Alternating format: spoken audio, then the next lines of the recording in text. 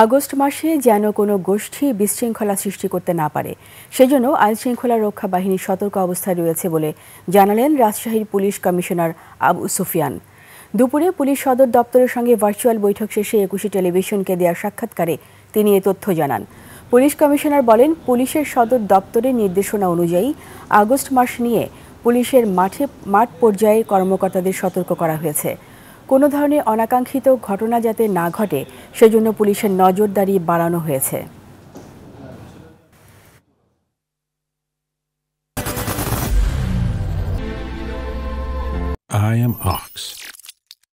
August কেন্দ্রিক আমরা আজকে একটু আগে মিটিং করলাম।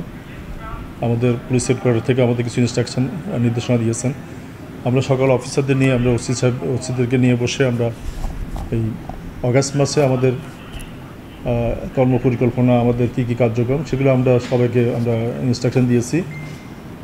তো সে ব্যাপারে আমরা আলাদা একটা প্রোগ্রামও করে দিচ্ছি। তো আমরা এই বিষয়ে আমাদের সবাই সতর্ক এবং যাতে কোনো ধরনের অনাকাঙ্ক্ষিত ঘটনা না ঘটে